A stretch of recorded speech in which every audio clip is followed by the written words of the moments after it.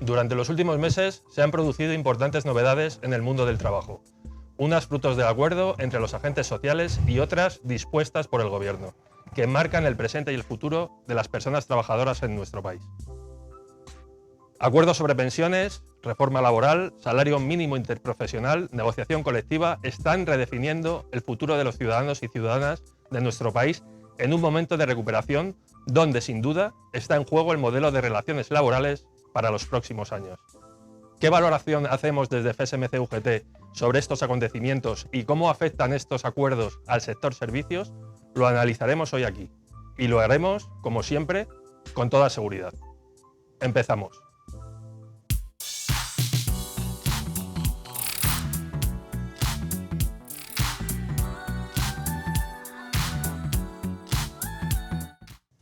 Buenas tardes, compañeros y compañeras. Bienvenidos a una nueva edición del programa Seguridad.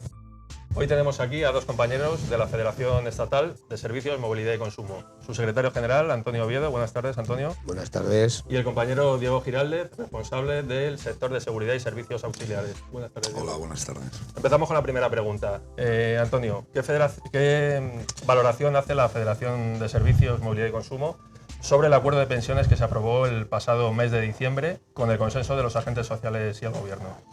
Bueno, creo que es primero un acierto que se derogue la reforma laboral del Partido Popular, una reforma donde dejaba al pie de los caballos todo el sistema de pensiones, en aquello que tiene que ver con la vida de los trabajadores y las trabajadoras y sobre todo de sus pensionistas, con la no revalorización de las mismas, y en aquello que tenía que ver también con el mantenimiento de las mismas para el futuro de los jóvenes de este país y no tan jóvenes que tenían que llegar de alguna manera algún día a recoger aquellos frutos que había recogido, que ya habían sembrado, que son sus pensiones, que es el fruto de su trabajo. Bueno, yo creo que lo que hace esta reforma fundamentalmente es hacer depender las pensiones de la vida, del trabajo de los trabajadores y las trabajadoras, nunca mejor dicho, y por lo tanto ya no vamos a tener que depender más de actuaciones, de situaciones que tienen que ver con el quitar de aquí para poner allí, o con el tener que aguantar permanentemente que la hucha de las pensiones o que las pensiones es una lacra social, como dice y como tiene muy claro la derecha de este país para nuestra economía. Creo que es un buen acuerdo, un gran acuerdo que de alguna manera pone en valor nuestras pensiones y sobre todo y fundamentalmente garantiza las pensiones para los que ya están y garantiza también las pensiones para los que han de llegar. Así que creo que ha sido, y afirmo, un buen acuerdo de nuestro sindicato, y desde luego estamos más que satisfechos con el mismo. A las pruebas me remito de cómo van en este momento todas las situaciones que tienen que ver con pensiones. Muy importante, algo que ahora más que nunca está de moda, que es el poder adquisitivo, la pérdida de poder adquisitivo como consecuencia de la subida de los índices de precio al consumo. Creo que ahora es un buen momento para notar que eso es una buena situación para los pensionistas y que de futuro será una buena situación para las trabajadoras y los trabajadores. Muy bien, Diego. Llevando este asunto a las particularidades del sector que tú representas, seguridad y servicios auxiliares, ¿cómo valoras la reforma de las pensiones en tu ámbito?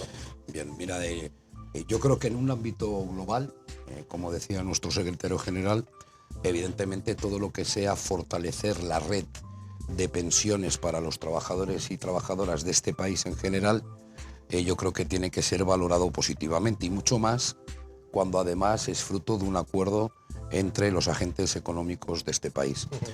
Dicho esto, no es menos cierto que yo creo que este país tiene un compromiso moral, social y laboral con los jubilados de este país. Un compromiso donde tiene que, como así se recoge en este acuerdo y se va a seguir trabajando en ello, donde se tiene que recoger y garantizar las pensiones de presente y de futuro para todos nuestros jubilados. Y vuelvo a repetir, creo que por muchas circunstancias el Gobierno tiene un compromiso moral con toda la gente de avanzada de nuestro país. ¿Cómo repercute en la seguridad privada y en los servicios auxiliares? Pues evidentemente todos los pactos globales que mejoran y garantizan condiciones, pues por supuesto también mejoran y garantizan condiciones dentro del ámbito de la seguridad privada, como no puede ser ni de otra manera. Pero concretamente en la seguridad privada yo creo que tenemos que dar un paso más. Hoy por hoy la seguridad privada está en plena transformación. El avance tecnológico que venía impulsado de Europa y que cada vez se instaura con más celeridad en España nos obliga a tomar decisiones, nos obliga a afrontar cambios.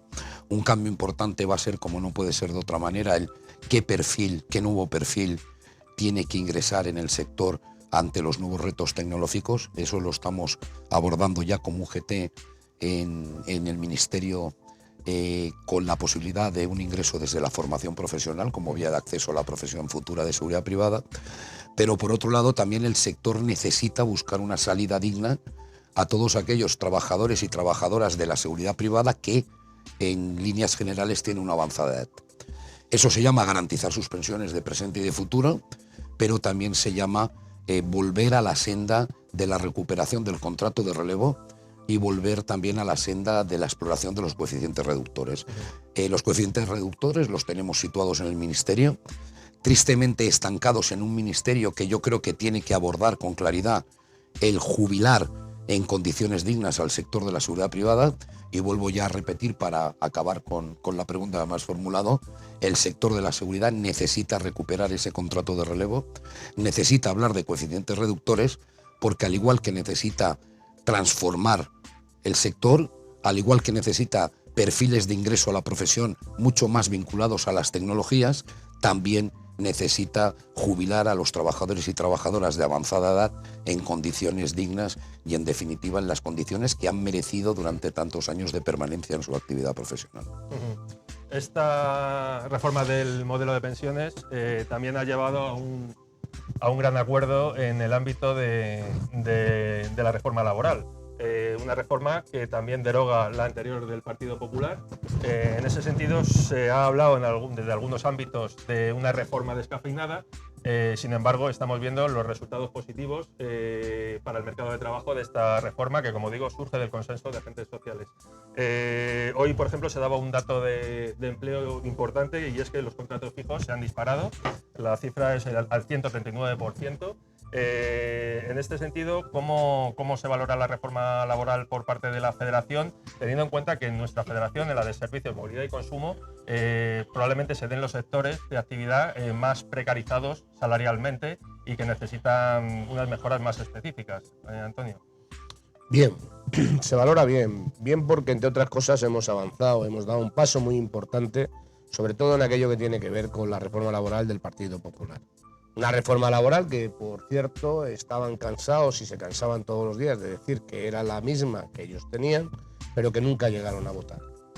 No es la misma, es evidente, lo acabas de decir, ¿no? Se ha generado un empleo de calidad, un empleo indefinido importante en este país.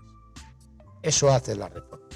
También la reforma, de alguna manera, lucha contra esta lacra social, porque es una lacra social, que tiene que ver con las trabajadoras y los trabajadores, con el tema de los convenios. Convenios que yo llamo a veces y que eran convenios de familia, que al final y en definitiva firmaban los familiares y los trabajadores y las trabajadoras no se podían defender.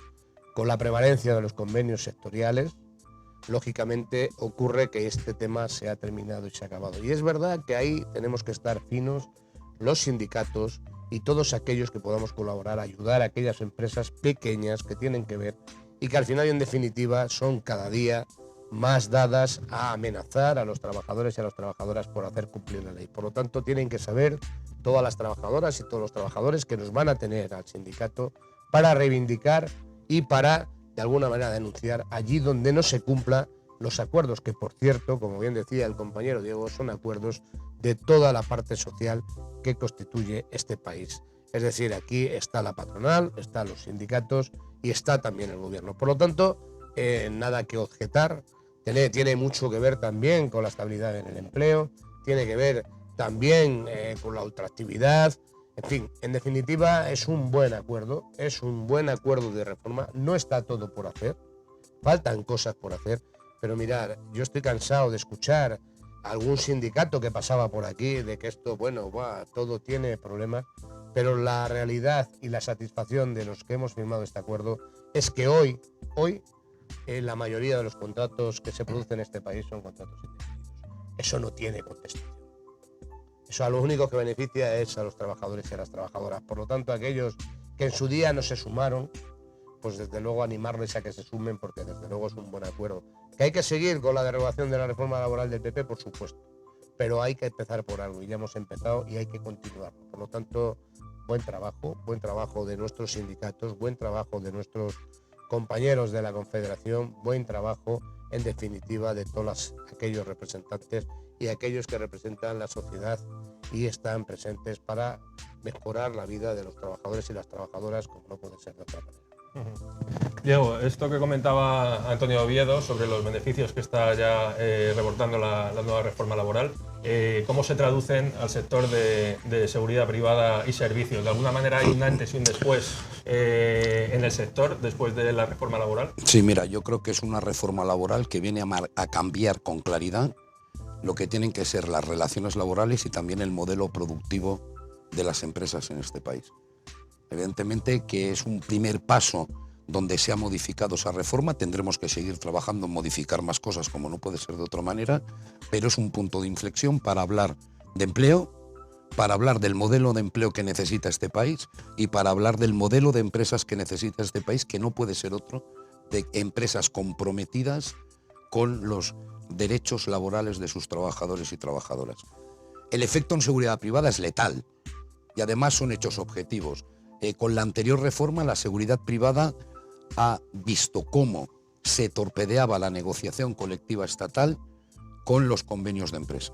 Y en todos y cada uno de los casos que se han celebrado convenios de empresa, que por cierto, el sindicato ha llegado hasta el Tribunal Supremo para eliminarlos del mercado laboral, en todos y cada uno de los convenios de empresa que se han negociado, el objetivo primordial solo era uno: reducir los salarios de los trabajadores y trabajadoras de la seguridad privada.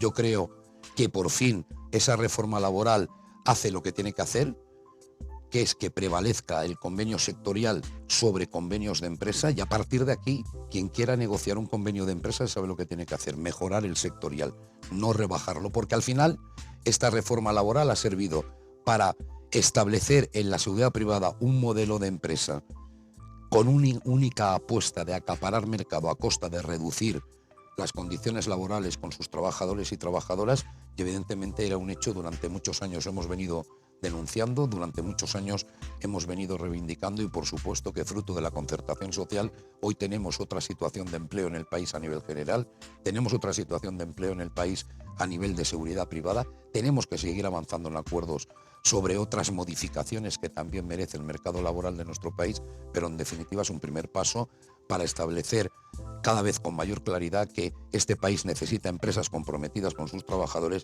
y este país necesita empresas que apuesten por la calidad de sus servicios y no por desregular un día sí y otro también las condiciones de trabajo. Y ya para terminar, una última cuestión. Se está hablando en estos días mucho de la inflación, de que se ha disparado a un 7,4% el IPC en febrero. En algunas de las actividades vinculadas al sector servicio conocemos pues la precarización salarial que hay. Hay trabajadores pobres que tienen un empleo, que cobran un salario, pero que no llegan a fin de mes, y eso se sufre en algunas de las actividades de los servicios. En ese sentido, ¿qué propuestas, qué iniciativas está tomando la Federación de Servicios, Movilidad y Consumo para paliar esta situación, en base sobre todo a los nuevos convenios que se están negociando y atendiendo a las necesidades que existen ahora mismo de cláusulas de revisión salarial y de, por lo menos, negociar los convenios con unas subidas, como está diciendo desde la Confederación, del 5%? ¿Cómo veis esto en el caso de nuestros sectores, Antonio? Bueno, efectivamente la Confederación ya está marcando un poco lo cuáles van a ser las directrices de nuestro sindicato de cara al futuro. Evidentemente, los índices del precio al consumo se han ido de madre. Es verdad que aquí hay que poner en valor algo tan importante como es el SMI, el salario mínimo interprofesional, que tiene que ver con muchos trabajadores y que ha afectado a más de 1,5 millones de trabajadoras y trabajadores, y por lo tanto es una forma también de subir su convenio. Convenios que nadie se asuste, de 700 euros, 700, 800 euros, que por cierto estaban proclamados, y digo proclamados porque los culpables de estos convenios no dejan de ser otros que las administraciones públicas, que ya teníamos que hacérnoslo mirar, porque es muy duro el tener que decir esto, pero es verdad. Y por lo tanto, hoy más que nunca tenemos que cambiar el chip. Es decir, actualmente el 15% de los convenios tienen cláusula de revisión salarial.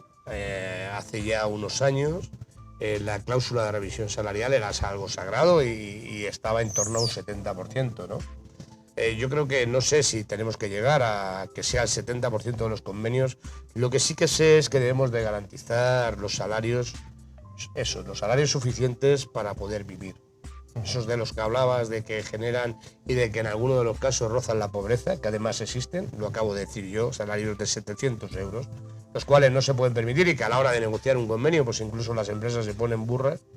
Yo creo que eso tiene que pasar a mejor vida. No sé si con el 5%, con las cláusulas de revisión, pero sí con una fórmula que nunca falla, que es que los trabajadores y las trabajadoras tengan un poder adquisitivo digno para poder vivir, para poder trabajar y de alguna manera para poder de alguna manera mejorar y ser también el eslabón que le falta a la cadena para la productividad, para la producción, para trabajar en este país. Creo que es fundamental. No podemos decir que en este país no hay consumo cuando tenemos unos salarios, con perdón de la palabra, de mierda. Lógicamente, con salarios pobres, consumo pobre, con salarios ricos, consumo rico. A las cuales me remito, países tenemos alrededor donde hay unos salarios dignos y donde hay un consumo bastante importante. Creo que el gobierno se ha dado cuenta ya de que esto pasa no por una vez más atajar los salarios de los trabajadores, sino que pasa por todo lo contrario, subir el salario a los trabajadores, generar riqueza entre los ciudadanos y los ciudadanos de este país y al mismo tiempo con eso lo que estaremos inyectando es un flujo económico, dinero en la sociedad para poder movernos, para poder trabajar y, cómo no, para mejorar la economía en este país.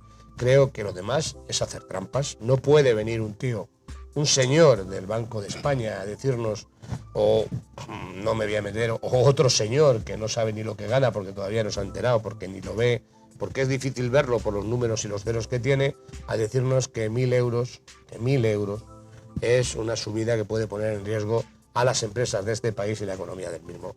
Creo que esto tiene que pasar de verdad ya como una broma pesada y tenemos que trabajar y por y para la subida, por y para los trabajadores y los trabajadores tengan un salario digno. Y en eso nos movemos y en eso se va a mover la UGT y de ahí no nos vamos a mover. Quizá no sea el 5, será el 6, será lo que tenga que ser, pero de alguna manera siempre mirando y velando los intereses de los trabajadores y las trabajadoras. Ha dado Oviedo un dato importante. El 15% de cláusula de convenios sectoriales actualmente tienen cláusula de revisión salarial. Un 15%, hace años, 20, 25 años, eran hasta un 70%. La situación en el sector de seguridad y servicios auxiliares tiene, como decíamos antes, ciertas particularidades. En ese sentido, la subida del SMI habrá mejorado la situación salarial de muchos trabajadores, pero entiendes que a pesar de eso es necesario analizar específicamente mejoras salariales para este sector y cómo vais a enfocarlo de cara a la próxima negociación del convenio sectorial. Sin ninguna duda, o sea, el salario mínimo interprofesional, que por cierto el gobierno tiene un compromiso que tiene que también cumplir con la ciudadanía, que es seguir subiendo el SMI. Sin ninguna duda el SMI ha venido a situar, a incrementar los salarios de 1.800.000 trabajadores y trabajadoras en forma directa.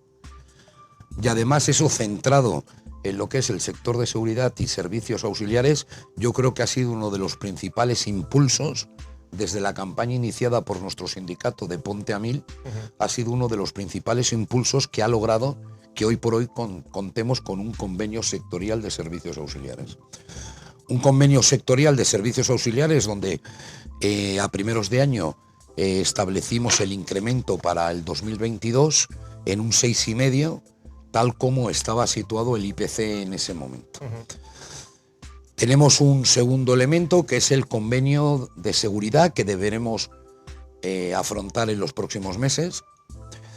Decirte en este caso que nadie va a negar que existe una incertidumbre económica, que no hemos todavía superado la pandemia y que además se nos ha juntado con la triste noticia de la guerra de Putin, de la guerra contra Ucrania, que evidentemente aprovechamos desde aquí para condenarla una vez más. Pero eso no puede servir de excusa para decir que debido a esta situación los salarios no pueden subir. Hemos oído cantos de mirlo de ayer del propio gobierno, decir que compensar, evidentemente compensar no puede pasar por no subir los salarios. Nosotros somos un sindicato que cree en la fortaleza del tejido empresarial de este país, como no puede ser de otra manera, pero evidentemente entendemos que los trabajadores y trabajadoras de nuestro país no pueden pagar el efecto de un incremento de IPC desbocado y que todo apunta a que va a seguir en ese tema. Por lo tanto, vamos a seguir impulsando la negociación colectiva, vamos a ver qué pasa en el acuerdo económico y de negociación colectiva que se va a negociar próximamente con la COE, pero desde luego una cosa el sector de seguridad privada y servicios auxiliares tiene muy clara: el próximo convenio de seguridad tiene que ser de incremento salarial, tiene que intentar buscar fórmulas de cláusulas por si el IPC nos vuelve a torpedear la negociación, y todo lo que no pase por ahí, evidentemente la patronal no va a contar en esta ocasión con la firma de un convenio que para nosotros tiene que ser plurianual y además tiene que tener un claro crecimiento de los salarios en los próximos años. Muy bien, pues muchísimas gracias a los dos por vuestro análisis y aquí concluimos la entrevista. Seguimos con un importante grado de incertidumbre, tanto en nuestro país y a nivel mundial. Después de más de 2 años de pandemia, sumamos ahora un conflicto bélico impensable en Europa en pleno siglo XXI. Sin duda, todo ello afecta a una economía globalizada donde UGT, más que nunca, sigue jugando un papel fundamental en su objetivo de poner a las personas en el centro del debate. Lo seguiremos analizando aquí y lo haremos, como siempre, con toda seguridad. Muchas gracias y hasta el próximo programa.